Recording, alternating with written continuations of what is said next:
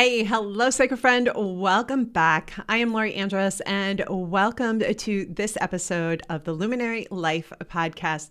Today, we're going to sink into conversation about 5 simple crystal practices, Rhodochrosite inspired, that I want to share with you. Things that you can do on a daily basis, things that you can use to lean into and mark your week or set the tone or the energy for the week. I think it's so important in this changing world to be grounded, be rooted, connected, and deeply present for all facets of our daily life. And one of the ways that we can do this is to really have some beautiful, mindful practices that support us in anchoring our energy into the moment, in slowing down, and remembering what is most important to us. I think very often we move from one moment to the next, one day to the next, just being in the flow of what's happening in life. And we forget about some of the pieces that are really core and essential to us. The simple things about just being present and enjoying one moment, remembering our visions and our dreams, our hopes, our intentions. Remembering the ways we want to shift the way how we're relating to others in our life. Remembering how we want to shift our daily routines and practices to be more supportive of the vision that we hold for ourselves. And when we move through life and just like the flow that life creates, there can be both a delight and a challenge because we can get swept up into the energy of everything else that's going on. And forget about what it is that we really are longing to experience differently and how we want to grow and expand and connect differently. And this episode, as we sink into these simple practices, that's really my intention behind it, about supporting us and myself and really staying present to what is most important to you. What is most important to you in your world right now? Is it spending time with your family? Is it spending time focusing on your work? Is it, shifting something in your diet? What is the thing that has your awareness and your attention? What is it that lives in your heart? Now, I said this is Rhodochrosite inspired, so we're going to be looking at the energy of love, compassion, heart-centered nature, the ways that we're relating in the world, and also looking at some of the barriers that we've created to protect ourselves from some of the things that we maybe actually really want to be experiencing. Yet we've erected boundaries or barriers because of other life situations. And little by little, Rhodochrosite is so eager to show up and support us in dismantling those barriers in such a way that it feels gentle and easy and natural, and opening the space so that what we're longing to experience different is possible. Yeah, definitely. I think this is such a wonderful way to approach working with crystals in general, and especially in working with Rhodochrosite. It's going to hold space with us and for us as we cross thresholds, open into new chapters, close the doors behind us, and create space for new possibilities. Now today, as I'm sitting down, I'm feeling a little bit of tenderness myself. I had a really beautiful beginning to the day that also invited me to reflect greatly upon a very old chapter of my life, actually a couple of very old chapters in my life, and to just gently open those doors and take a peek and get curious about what in those chapters wants to come back or come forward into the next chapter that's opening in my world. And it's interesting because I think as we open those doors to our past, sometimes we have tenderness and emotion. We can have fears and doubts, worries, hesitations, and I can even just in talking about it, I can feel it all like flooding up and just being really present for me. Yet at the same time, I'm very aware that the opening of that door is less about like letting myself regurgitate all those fears and doubts and worries and hesitations and allowing myself to witness them from the place that I'm at now with love and compassion, and to embrace the part of myself that holds the gifts that are required for this chapter. Such a beautiful gift. And to have rhodochrosite with me in the process. Now, I wore my rhodochrosite earrings this morning, got some new pairs.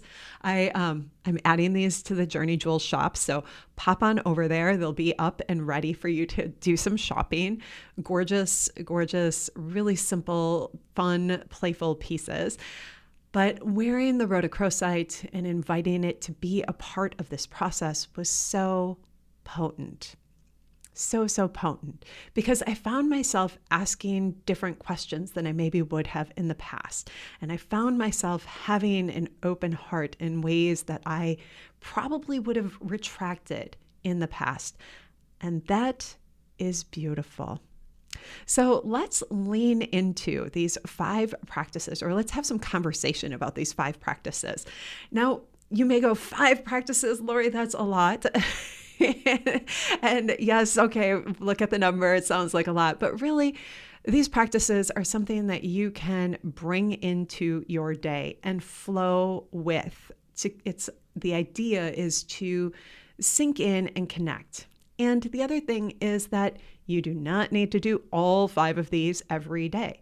Let them be little tricks that you can draw from your pocket to support you in being even more present in your daily life. You may even want to look at this as like a ritual for the week. Like you start out on Sunday and you do one of these practices, and then on Monday you do another, and Tuesday, Wednesday, you let yourself flow through, sinking into these practices. But I'm really curious as you listen and you tune into them to hear your thoughts on what really jumps out. And if there is perhaps a ritual that you have that you do with a crystal or stone, and because we're talking specifically about rhodochrosite, one that you do with rhodochrosite on a daily basis or a regular basis, weekly, monthly, that supports you in just staying present. All right, so here is the first one. The first one is really simple. It is about selecting your theme, or like really focusing your energy. What is the place you want to focus your energy? And you can think about it from the place of today, in this moment. You can think about it from the perspective of for this week. This is where I'm focusing my energy.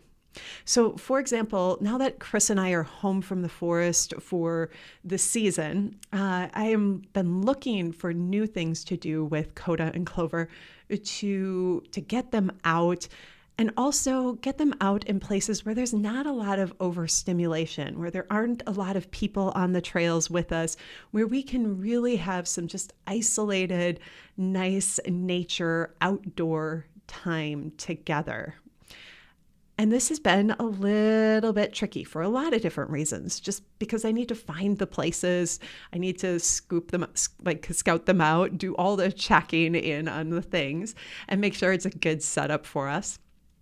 And then we need to go, right? So, focusing your energy. This is where I have been focusing my energy, aside from work and, the other places. But one of the core places, focusing in on how I can create this beautiful, nourishing, and nurtured experience for the girls as here in our local area. All right. So let yourself focus in. What is it that you're focusing on right now? Think about that and just focus that energy. Let yourself land it. Land it. Feel what that feels like. To imagine yourself doing whatever the thing is. So for me, it's imagining myself out for really relaxing, leisurely, nurturing walks with Coda and Clover. Being in nature, being inspired by what we see and experience. It's allowing them to have the space to sniff and chill and look at different things and be exposed to different environments. So like letting myself just tune into that energy, I feel a lot of different things. I feel the exhale of being in nature. I feel the softness of just being in a space where we can all be at ease together. I feel the delight and joy in seeing the two of them enjoying their experience and feeling confident and courageous and supported as well. There's a lot of different things, right? So focusing in the energy, I want to invite you to focus in. What are the things that you imagine you will experience as you're focusing in your energy in a particular area? What do you feel in your body? What things are in your environment? What emotion is present? And let yourself just breathe in with that. And once you have that focused energy, let yourself just feel it and land it in the body. Yeah. Now, the next thing I like to do when I focus in my energy is I actually like to pick up a crystal or stone, and I like to activate that energy. So focus it in and then activate it with the crystal or stone. Yeah, this is kind of moving into the second one, and we'll delineate that a little bit, but we'll keep it in the first practice for right now. And the way I like to do that is by using my breath to exhale the energy, the emotion, the sensations, the vision, all of the senses, exhale that energy into the stone. So I've got a lovely piece of rhodochrosite here, and I'm going to use that.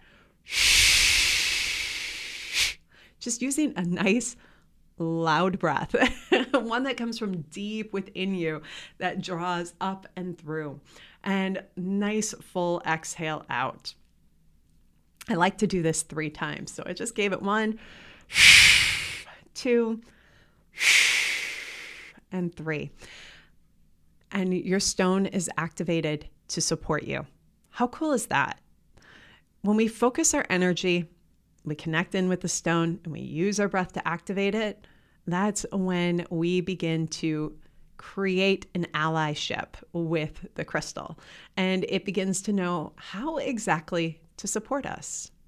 Our intention is like we match it. The energy of the stone anchors the energy of intention, and it helps us to focus and maintain that focus.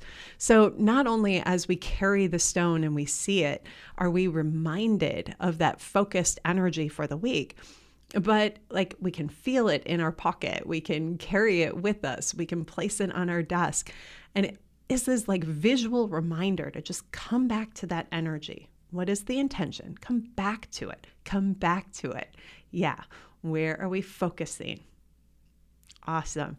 Okay, so the next thing, because this is rhodochrosite, because it's a heart-centered piece, I want to invite you to just tap into your heart space with the stone and with the focused in energy. So this is the second practice for the week. So the first one being focusing your energy and activating the stone. We can maybe make that 2. And then really activating the energy within yourself. So you've activated within the stone, but then we're going to bring it into our heart. So I love to just take the stone and place it right at my heart. Yeah, like in the palm of my hand at my heart, and then just place both hands at my heart and allow myself to simply breathe. To breathe in the essence and the energy of that focused energy, and to breathe with the stone. Yeah, it's already activated. We are activated by focusing our energy, but we're gonna just merge that a little bit further. So if you want to join me, I invite you to do that. You can just pick your stone, yep, and it does not have to be rhodochrosite. Pick your stone for the week and take a couple deep breaths. Activate the intention. Place it at your heart. Breathe with me. Inhaling through your nose and then exhaling through your mouth. Yeah. soft and gentle, nice and slow, finding your rhythm.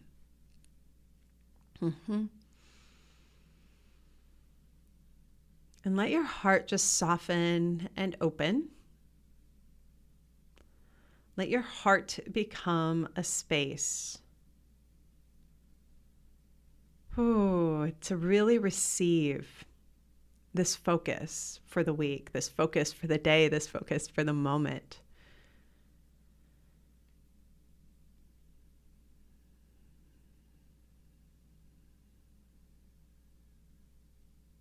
Just continue to breathe. And let your heart love it and receive it. Yeah. And then when you feel ready, you can just rest your hand, take your stone away, rest your hand, let yourself relax, and just honor and acknowledge your heart, honor and acknowledge yourself. Give yourself some gratitude for showing up, gratitude for taking this time for you. Yeah, beautiful. All right. The third practice that I have on here, I kind of debated about this one because it's a little, I think we can look at it in a couple different ways, but I think it's a really wonderful thing to do at least once a week. And I think we can do this even more regularly than that. But I think doing this at least once a week is really helpful in just helping us to keep our energy focused and moving forward, moving towards our goals, our heartfelt dreams and visions. And that is to spend a bit of time with our altar. Just a 3-minute little refresh to pop over. Sometimes that 3-minute refresh is as simple as just dusting off the altar space, or adding flowers, or taking something away that's complete. Maybe it's lighting a candle and burning some incense and pausing with your altar just to gaze at it and let yourself feel its energy. Our altars are such amazing supportive spaces. They help us to hold our vision, the ones that we're carrying in our mind and in our hearts. They activate the energy around that, and they're a place that really just anchors the energy for us. And when we let ourselves lean into that in, a really beautiful way, keeping it fresh, keeping it clean, having items on it that reflect our visions and dreams and intentions, that reflect the journey we're moving through, sometimes the challenges, the opportunities that are being presented, and letting ourselves just spend time with it. One of the things I really love to do with my altar, especially when I'm working with a particular stone, one that I'm like taking with me and bringing back, like a nice little pocket stone. I like to, when I leave the house, pop it in my pocket and take it with me. And when I'm back, to place it on my altar.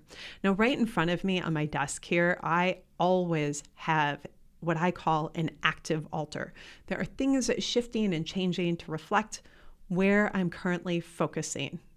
And I want to invite you to begin to create an active energy with your altar. You probably already have, but let yourself just land in that a little bit more. Activate the energy, let it support you even further. All right, then the fourth thing that I have on here is to bring your hand to your heart, just like we did for the activation piece, but letting yourself just drop in and breathe. Remember to breathe. I think very often we get caught in life and we're moving fast and we just need to slow down, and our breath will help us to slow down. So just as we did earlier, activating our heart with our stone, we can do the same thing to just slow down and be present. Hand at heart. I again have that stone in my hand. I want to invite you to join me for just a couple breaths. Nice inhale through your nose, and then an exhale through your mouth. And let the exhale just fall softly out. Yeah. And bring your awareness into your heart space. Letting yourself be even more present with you, more present with what is flowing and moving in your world or through your world. And let yourself call your energy and awareness back to your intention or your focus. Softly, gently, with love. Wonderful. Great. And then the fifth practice. The fifth practice is what I want to call the gratitude gaze. Yeah. So what I want to invite you to do, join me for this. I want to invite you to just take a moment to close your eyes. And if it feels aligned to bring a hand to your heart again, go ahead and do that. To me, there's something, there are many things very soothing about bringing a hand to a heart. And the OT part of me, the occupational therapist, could come up and share an entire list about the power of hand at your heart, tapping at your heart, all those other pieces. But this is such a calming practice and so soothing for the nervous system, and something that I think is really important during these changing times and really just in life in general. But the last practice, this gratitude gaze, what I want to invite you to do is to just close your eyes and let yourself just tune in and begin to visualize everything that you are grateful for in this moment. Let your mind just flow through. It may be little snippets of conversation. It may be things you remembered. It may be seeing a flower on the side of the road as you drove to work today. It may be the sun being out and having a bright sunny day. It may be a refreshing rain. Let yourself just inhale and exhale gently. And let your mind just tick through with love and gratitude for what is there in this moment. No need to push or rush or anything. Just tick through. Let those things come up. Let them fill your heart with love. Let them fill your heart with joy.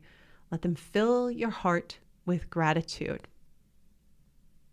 Yeah, beautiful.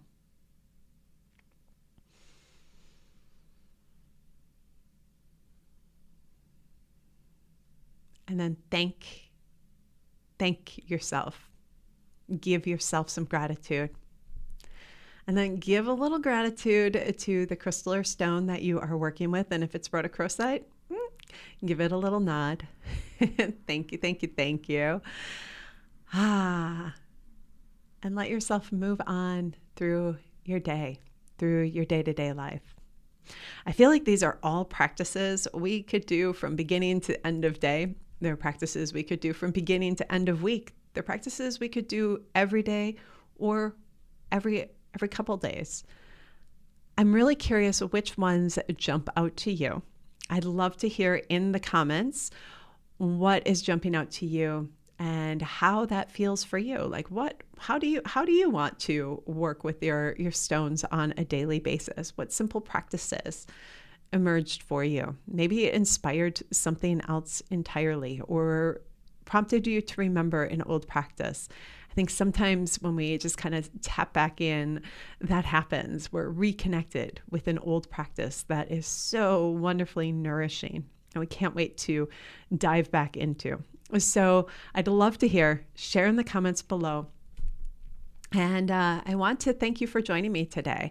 I really enjoy this opportunity to connect with you, and I look forward to sharing more in the coming weeks.